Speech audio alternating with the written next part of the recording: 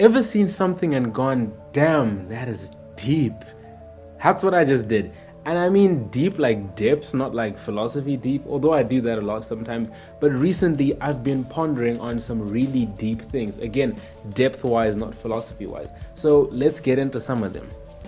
Now, I know a lot of people who can't put their feet down when they're in a swimming pool and they go, damn, that is deep. Well, it really isn't. It's like 1.7 meters, give or take. But some of us are vertically challenged, so I guess we'll let that slide. Olympic pools, on the other hand, are about 3 meters deep. And if you can put your feet down and still have your head out of the water, please stop watching, get back in your ship, and return to the planet which you came from, because clearly you aren't from around here. Wells are obviously deeper than Olympic swimming pools, ranging from 3 to 18 meters depending on where they are situated geographically.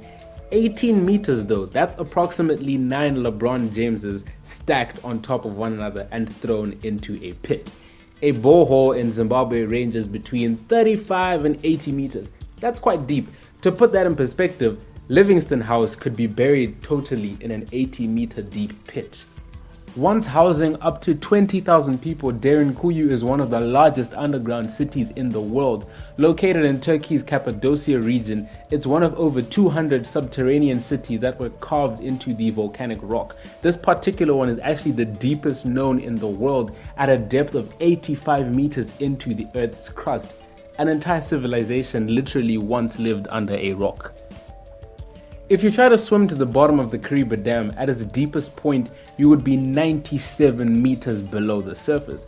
If you managed to even get there, you would be under a lot of pressure, 948.44 kilopascals to be exact. Human beings can withstand up to 3 to 4 times atmospheric pressure, and 948 kilopascals is just over 9 times atmospheric pressure. So good luck trying to sit there if you get to the bottom of Kariba Dam.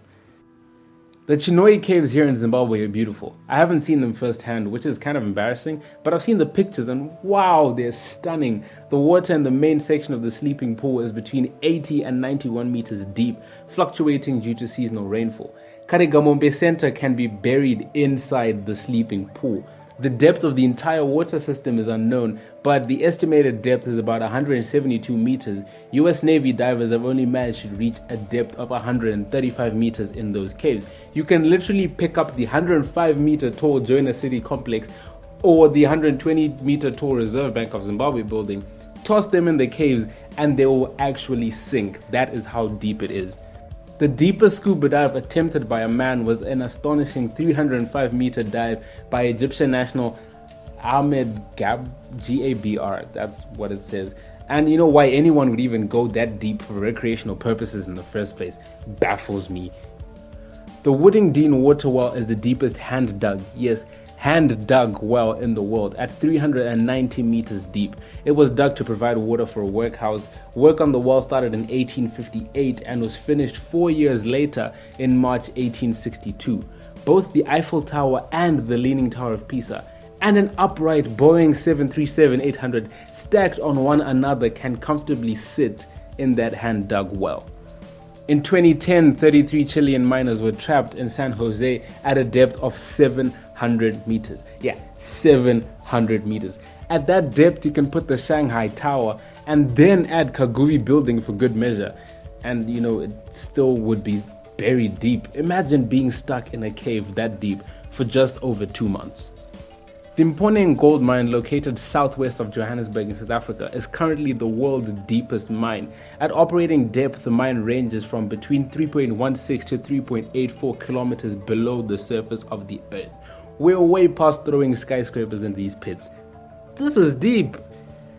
The Mariana Trench is the deepest part of the ocean and the deepest known naturally occurring point on the entire planet. 11 kilometers. It's literally a place where the sun don't shine, pitch black, and apparently a real-life megalodon lives down there. That's deep enough. I mean, we should stop there. If you took this distance and went up, you would exit the Earth's troposphere and enter the stratosphere. But we can still go deeper. The Kola Super Deep Borehole was the Soviet Union's attempt to explore the depths of the Earth's crust back in the 70s. They had all hoped to find out what exactly is going on at such great depths, and most importantly, I think they just wanted to find out if they could do it. And despite their impressive achievement, all that remains of the site today are ruins and a welded shut cover plate. which is probably the best thing. I mean, you don't want to accidentally mess around and drop into a 12-kilometer deep pit. They were forced to stop because of technical difficulties. Temperatures at the drill head were in excess of 180 degrees Celsius, which at that time were just too technically challenging to overcome. Advances in technology have meant oil and gas companies can now go drill down to previously impossible depths. Over the years, drilling companies have had to go deeper into the earth to extract oil. In 2011, Exxon Neftegas, operator of the Sakhalin 1 project, drilled the then world's deepest borehole, surpassing previous record holder, the Kola Super Deep borehole, as the world's deepest borehole. I said borehole way too many times in that sentence. But in 2012, Exxon beat its own record by completing the Z44 Chinhoyi well. This well has an astonishing total depth of 12.3 kilometers, which is 15 times the height of the world's tallest skyscraper, the Burj Khalifa in Dubai. Damn, that is deep. This on. Hey guys, it's Tao. Thanks for watching the video. If you enjoyed that, please hit the like button and leave a comment down below. If you want to see more cool, I hope they're cool videos, be sure to subscribe to the channel and press the bell thingy so that you get a notification when I post.